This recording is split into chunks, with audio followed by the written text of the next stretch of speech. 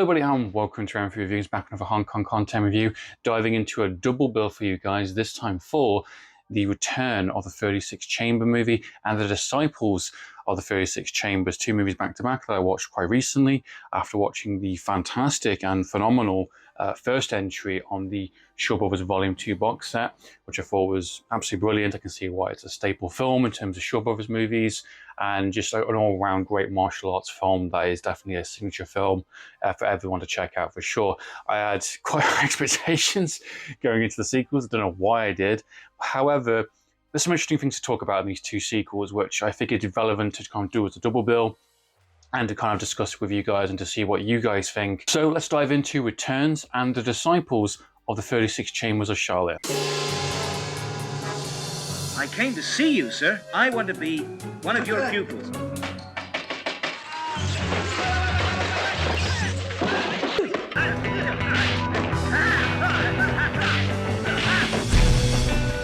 First sequel's Return of the 36 Chambers of Shaolin, returning director Long Ho-leung from the first movie, and you've got also Gordon Liu also returning back in this film as well. And this is a very underwhelming sequel, to say the least. There's a lot to talk about on this one because I'm not too sure ultimately how I feel.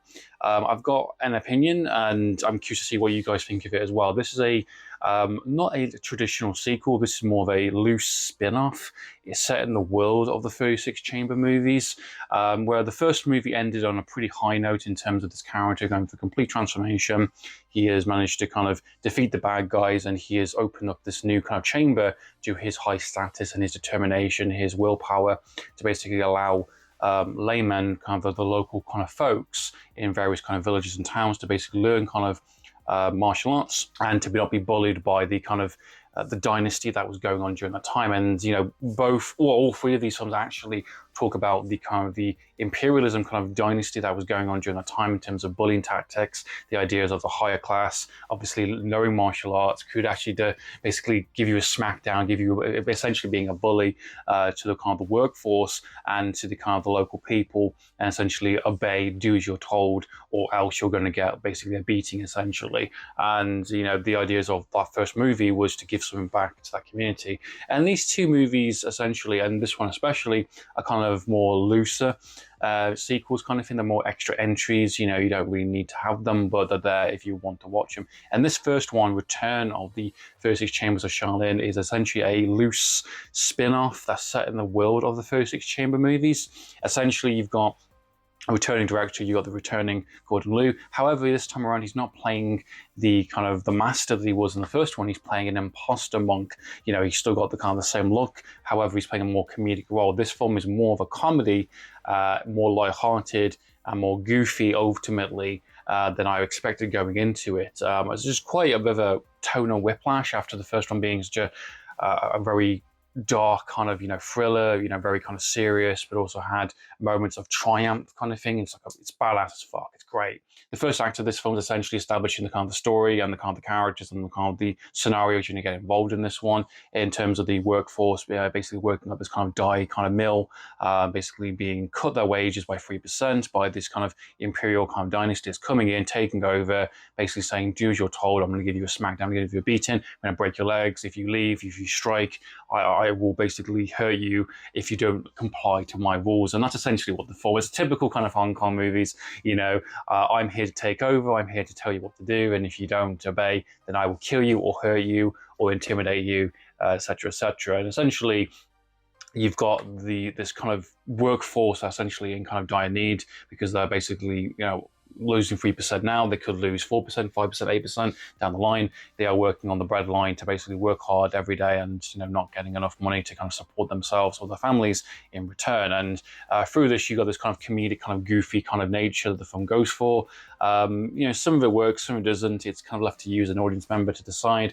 It's very typical kind of, being the fact the film was set during 1980 for the sequel, it's very kind of known, you know, mid-80s going into the 80s, that are a lot more kind of sillier comedies that were doing well with audience more than serious dark thrillers. Basically come up with the scheme, the idea like, hey, you look like the master that's in the first one, want to pretend to be him, and we'll basically set up these kind of parlor tricks and these kind of scenarios where basically you show off your abilities and you scare the kind of the imperial kind of bad guys essentially to running away and giving back the 3% for their kind of hard work. And it's amusing to start, to say the least. This idea of a kind of a spoof, kind of taking the piss out of the first one a little bit, is not a terrible idea. It's actually quite interesting.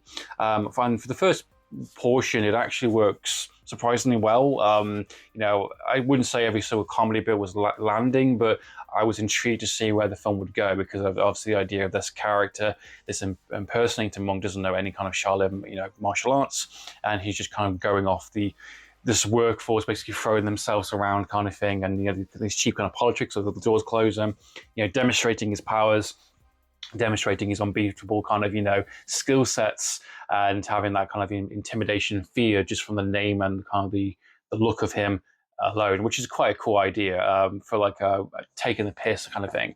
I was curious to see where the film goes, and then it goes exactly where I thought it would, in terms of middle act being he has to go and learn the kind of the martial arts from actually the Shaolin Temple. Has your traditional kind of training kind of montages and your scenarios, and a lot of the comedy really does not work. It gets overstretched, goes on for too long, it goes on, it goes on, goes on. And you've got Gordon Liu basically just being building a little shit essentially, cheating his way into kind of like the temples, and basically trying to learn the skill sets he needs to go back and basically fight the bad guys. And it's interesting because on the Blu-ray edition, on the Shaw Brothers Vol.2, Gordon Liu talks about the sequel and basically says the idea of the point of the film is that you don't need to learn it. You just, any form of exercise, any form of skill sets you have, and this is something that is a theme in the film, which is kind of loosely kind of done, you can apply that to a basically martial arts, in terms of a Shaolin kind of, skill set. So if you learn tennis, for example, you've got the arm skills there to basically deploy it to basically attacking someone. Any kind of physical sport or any kind of, good skill set can be applied to basically fighting or attacking an opponent. And it's an interesting idea, and I get what it's coming from in terms from that extra into the film. It's a shame I had to know that from the extras in the film itself to basically acknowledge that, because the idea in the middle act, he's going through various trials, he's not very good, and he gets basically booted out, and essentially using what he's managed to learn and kind of muster together to basically take out the bad guys essentially. And he's got more kind of a strength and focus and a skill set that he can apply to his kind of the scenario that he's in essentially. Now, saying that, this idea of kind of, you don't need to learn kind of, martial arts and Shaolin Temple kind of tactics to basically take out your bad guys is a good idea in theory, and I can see what he's trying to say with Gordon Liu within the extras, and looking at it in terms of a film point of view, I get it. However, it's not earned, and it's not kind of, utilized to the correct degree. The film spends way too much time on silly slapstick, goofy humor. It comes down to a complete halt to kind of the taking the piss out of the kind of chamber kind of challenges during the middle act, where you kind of like losing yourself a little bit, and you don't really put two and two together unless someone's just mentioned it, as they did in the extras.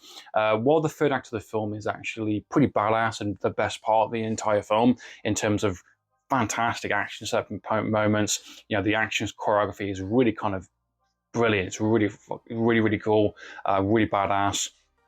Definitely brings out the punishment for sure. However, I don't think it's earned enough, which kind of feels a bit kind of flimsy and a bit kind of, all over the place. And when he defeats the bad guys, the film essentially just ends, and that's the film. Overall, Return to the 36 Chambers of Shaolin is quite an underwhelming sequel. I don't think it's particularly bad. I think it's actually quite entertaining in the right moments. I definitely think the first act and the last act are definitely the highlights. I don't think the message comes through very well. It's very muddled. I think there's way too much kind of slapstick, typical kind of humor, characters with fake book teeth, and scenarios which I don't think is particularly that funny or interesting. The comedy doesn't really land that well. It does have a good idea, and I like the kind of change of pace or trying to do something completely different, him trying to appeal to a definitely wider audience, going from a hard 15 kind of dark kind of thriller to a much more kind of PG lighter audience, capitalizing on the kind of comedy that was often going on during that kind of 80s. However, by doing that, you've compromised the good nature of what the 36 Chamber movies are. You've established a brand, an idea, and then you turn it into something else, which is definitely a big risk, and I don't think it quite paid off. What are your thoughts and opinions on the return of the 36 Chambers of Shaolin? Do you think it's a really entertaining separate entry, nothing to do with the first one, an enjoyable film by itself? Do you think it's a quite a fun concept? Do you think it works for you in terms of what the film goes? Love to know your thoughts and opinions. Please comment down below.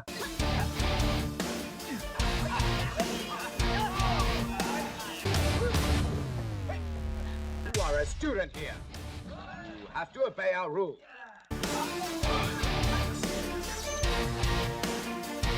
And third and finally, in terms of the 36 Chamber movies, we have The Disciples of the 36 Chambers of Shaolin, directed by the same director, of course, released 5 years later after doing the second entry in 1995. And you have returning director, returning Gordon Liu, playing the actual character that he was in the first one, a more traditional direct sequel to the first movie with basically a crossover kind of concept. A lot more focus, surprisingly, than I expected on Feng Shui-yong, which is a character that is known for being like a legendary kind of, Hong Kong, Chinese kind of history character, martial artist, someone that I kind of more familiar with now after watching the Jet Li movies, the Legend movies that I have reviewed on the channel, and I got a bit more of exposure than that real life person was during his time. And this one's definitely much more fictionalized, it's definitely much more made up, and you got a crossover between Feng Shui-yong's kind of, young, very ambitious, rebellious kind of character with our master character, Gordon Liu, from the 36 Chambers. And this feels a lot more in line that I would like to have seen of an actual sequel. And I actually did quite enjoy this